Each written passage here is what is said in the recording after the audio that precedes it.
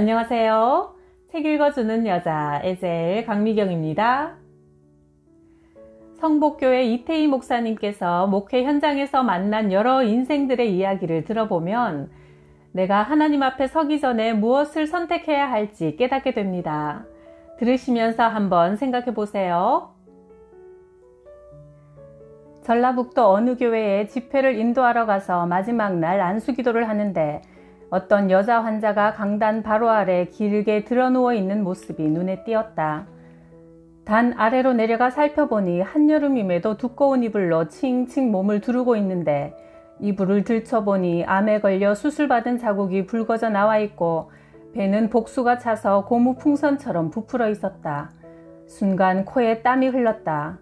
그래서 나는 속으로 간절히 기도했다. 하나님, 이 사람의 병을 고치지 못하면 저나 하나님이나 모두 망신입니다. 기도를 마치고 나는 그의 배에 살짝 손을 대고 조심스레 안수기도를 시작했다. 암에 걸려 복수가 가득 차 있는 사람의 배를 믿음의 확신만 가지고 힘껏 눌렀다가 그냥 터져버린 예도 있었기 때문이다. 그리고 다음날 새벽 예배를 인도하기 위해 다시 강단에 섰을 때 죽은 자를 살리시는 하나님의 능력을 다시 한번 체험할 수 있었다. 전날 저녁만 해도 복수의 물이 가득 차서 희생 가능성이 전혀 없어 보였던 그녀가 불과 몇 시간 만에 배에 복수가 쭉 빠진 채로 앉아서 예배를 드리는 게 아닌가. 마지막 날 집회를 다 마치고 돌아가려고 하는데 누가 내 팔을 붙잡으며 목사님 하고 불렀다. 들것에 실려와 곧 죽기 직전이었던 그녀가 얼마나 울었는지 눈은 시뻘겋게 충혈돼 있고 눈꺼풀은 부어올라 있었다.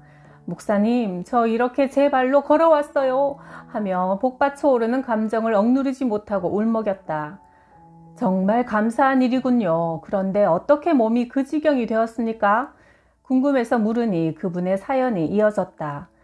제가 예전에 처음 예수를 믿고 나서는 이상할 정도로 집안이 잘 되더라고요.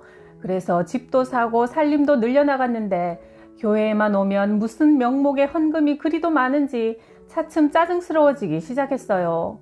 그러니 교회 나가는 것도 시들해지고 믿음도 식어졌죠. 그러던 차에 어느 날 교회를 나가보니 목사님이 저를 집사로 임명을 했더라고요. 이것들이 집사 직분 맡겨놓고 내 돈을 더 확실하게 뜯어내려고 수작을 부리는구만 싶어서 그날 이후부터 교회에 발을 딱 끊었지요.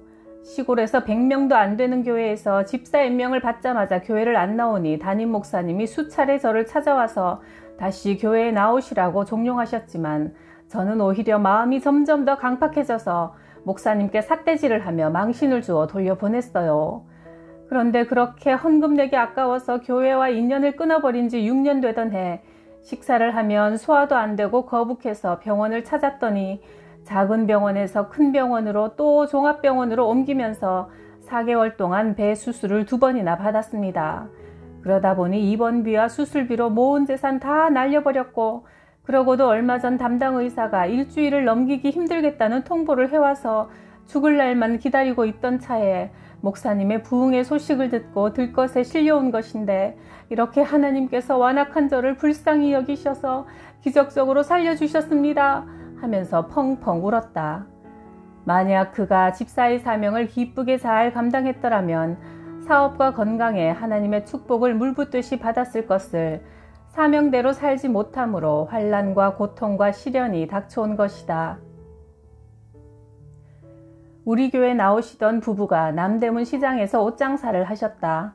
이들은 주일에 항상 일부 예배만 출석을 하는데 축도가 끝나기 무섭게 시장으로 달려갔다. 수요 예배나 금요 예배는 참석하지 않았고 헌금도 형식적으로 할 뿐 돈 버는 데만 악착 같았다. 그렇게 열심히 돈을 벌더니 가게를 하나 더 차렸다. 그러나 개업 예배도 드리지 않았고 그 주에는 교회도 오지 않았다. 그리고 그 다음 주, 다다음 주에도 모습이 보이지 않아 궁금해서 찾아가 보니 주일날 버젓이 가게 문을 열어놓고 부부가 같이 장사를 하느라 정신이 없었다. 나는 두 분 사이에 서서 주일날 예배는 드리지 않고 이게 뭡니까? 하고 호통을 치니 남편 집사님이 멋쩍은 듯 한 번 웃어 제끼더니 이렇게 말했다. 내래 이북에서 넘어올 때 빤스바람으로 넘어왔시오. 남한에 와서도 얼마나 고생을 했는지 자식들만큼은 잘 먹이고 잘 살게 해주고 싶어서 예배를 못 가는 기라요. 집사님, 아무리 악착같이 번다고 잘 사는 게 아닙니다. 하나님께서 하늘문을 열어 축복을 쏟아부어 주셔야 잘 살 수 있는 겁니다. 라고 말하고 씁쓸히 돌아섰다. 그랬더니 그는 다시 한번 멋쩍은 웃음을 터뜨리며 목사님, 사람이 악착 같으면 살겠시다. 부지런하면 살겠시다. 저 잘 사는 거 보시라요. 대꾸했다. 그런데 그 집사님을 만나고 돌아온 지 사흘 만에 그 가게에서 불이 나 시장 전체가 불바다를 이루는 큰 화재가 발생했다. 화재 소식을 듣고 놀라서 달려가 보니 가게 안에 산더미처럼 쌓여있던 물건은 모두 숯덩이로 변해 있었고 그들은 땅을 치며 통곡하고 있었다. 하나님은 먼저 그의 나라와 의를 구하며 살 때 그 외의 모든 것은 더해주겠다고 약속하셨다. 전남에 있는 모 사단의 부흥회를 인도하기 위해 가서 아주 멋있는 장로님 한 분을 만났다. 그분은 60평생을 트럭을 끌고 다니며 남의 집수리를 해오셨는데 조그마한 시장 건물 지어본 것이 가장 큰 공사였다고 한다. 그런데 60이 되던 날, 지난 날을 돌이켜보니 내가 60평생을 살아왔는데 오늘 밤 하나님 앞에 선다면 무엇을 하고 왔다고 대답할 것인가 하는 생각을 하게 되어 마지막으로 사제를 털어 군교회를 조그맣게 짓기로 마음먹고 공사를 시작했단다.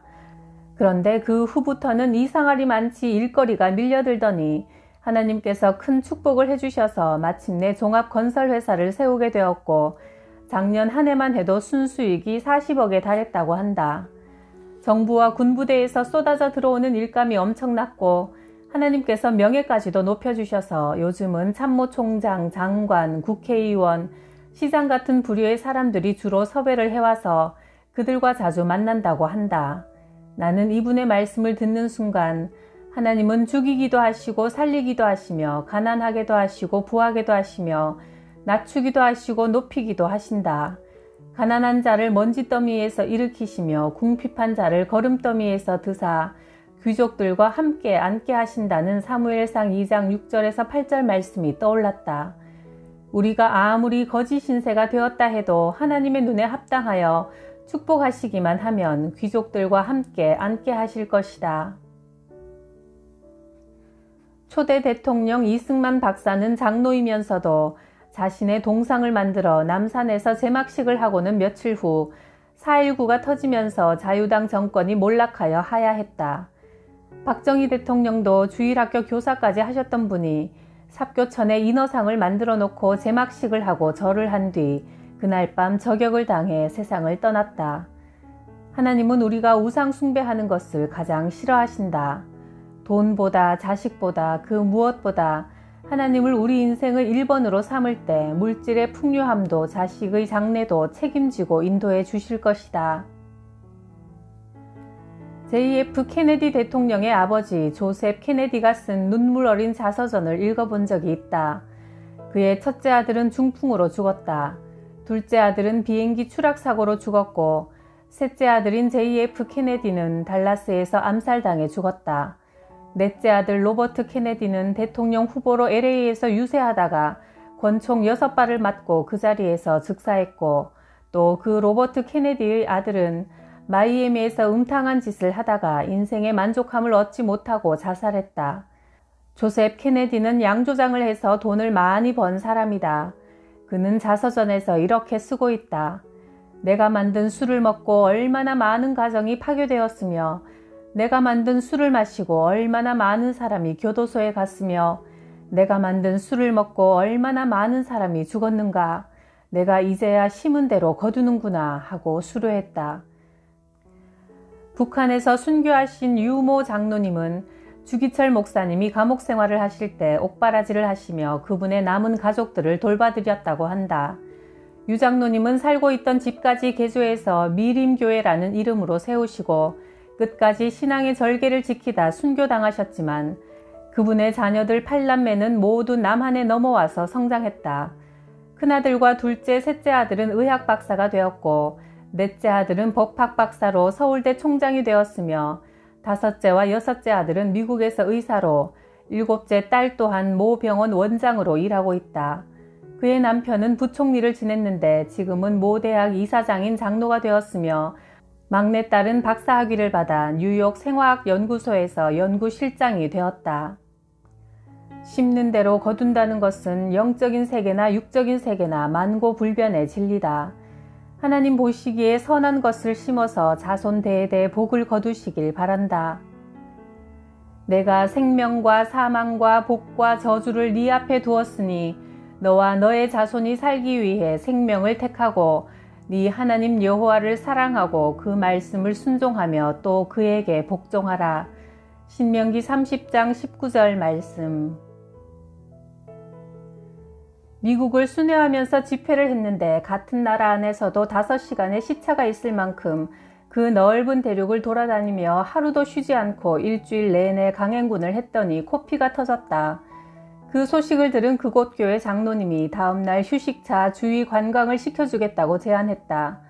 사흘 동안 장로님은 근사한 승용차를 손수 운전하시며 일체의 경비를 모두 부담하시니 참으로 감사했다. 그분은 실크 제품을 취급하는 가게만 4개를 운영하고 있었는데 그날 내게 관광을 해주기 위해 가게 4곳의 문을 모두 닫았다고 한다. 그것을 돈으로 계산하면 사흘 동안 10,000불, 1,000,000원을 손해본 셈이다.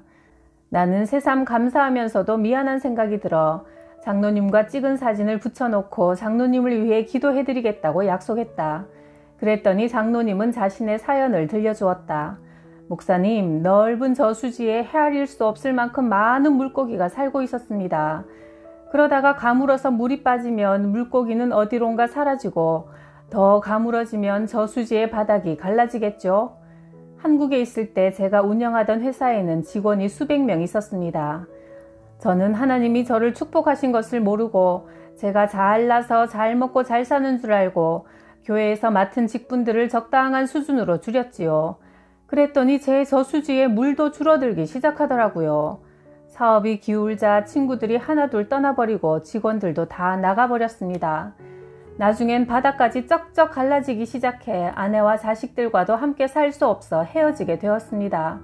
그래서 혼자 미국으로 건너왔는데 여기 와서야 하나님께서 복을 주셔야만 인생의 저수지에 물이 흘러 넘친다는 사실을 깨닫고 주님 뜻대로 살려고 사명을 감당하려고 몸부림을 쳤더니 갈라붙은 바닥에 다시 물이 차오르기 시작하더라고요.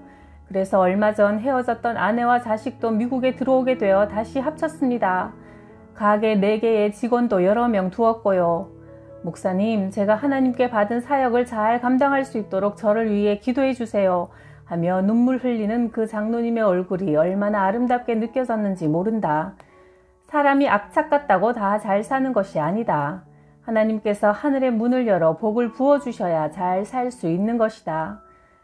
우리의 가정이나 사업을 내가 지킨다고 지킬 수 있는가? 하나님이 지켜주셔야 살 수 있다. 하나님이 내게 맡겨주신 사명을 감당하고 하나님의 뜻대로 사는 길만이 복을 받는 길이다. 내 친구 중에 동물과 사람의 골격 표본을 만들어 초, 중고등학교에 납품하는 회사를 운영하는 친구가 있다. 한 번은 마침 회사 앞에서 그와 마주쳤다. 어딜 갔다 오는 길이냐? 카지노에서 도박을 하다 돈을 잃어서 본전을 찾으려고 다시 돈을 가지러 들어오는 길이야. 이보게, 도박이라는 것은 불확실한 것을 얻기 위해 확실한 내 것을 거는 것이니 거기 빠지면 아편과도 같아서 발을 뺄 수가 없어. 그러니 지금 잃은 돈이 아깝더라도 조금 잃었을 때 그만두게. 몇 달 후 다시 그 친구를 찾아갔을 때 사무실 안에 수십 명의 사람들이 모여있고 친구는 턱을 받친 채 소주를 마시고 있었다. 그는 수차례에 걸친 내 충고에도 불구하고 도박을 계속하다가 결국 가산을 탕진하고 회사까지 날리게 되어 마지막으로 빚잔치를 하는 중이었다. 우리나라에서 골격 표본을 만드는 회사는 2군데밖에 없고 그 기술은 특허권이 있어 다른 사람이 만들고 싶어도 만들 수가 없다고 한다. 그 사업은 투자한 원가의 수십 배의 돈을 버는 장사였다. 그런데 도박에 빠져 모든 재산을 다 날리고 부친이 물려준 특허권까지 날려버렸다.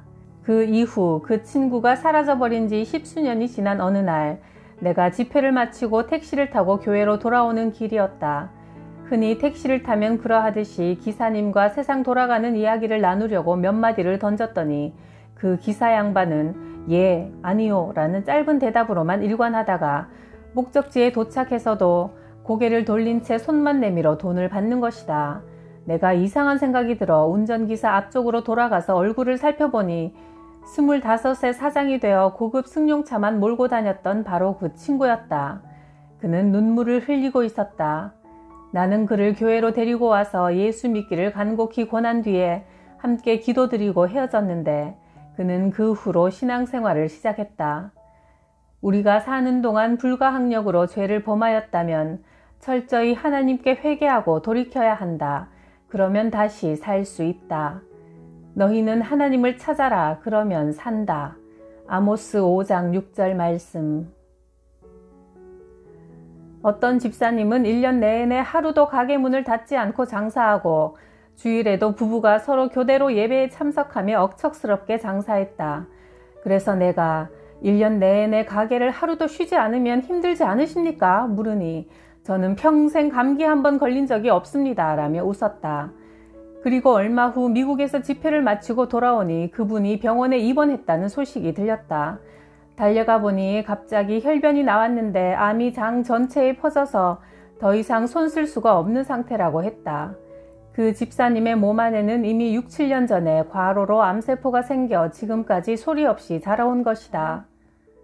나는 집회를 했던 교회에 2번, 3번 다시 갈 때가 많은데 몇 년 전 집회를 갔을 때는 건강하던 장로나 권사들이 암이나 중풍 같은 중병에 걸리거나 사업에 실패한 모습으로 나를 찾아와서 기도 부탁을 하는 예가 많이 있다. 그들의 말은 한결같다. 이렇게 될 줄 알았으면 건강할 때 더 전도하고 봉사하고 하나님께 충성할 것을 하고 후회의 말을 한다. 아직 기회가 있을 때 하나님께 점수를 따기 바란다. 우리가 나라를 위해 큰 공헌을 하면 국가에서 훈장을 준다.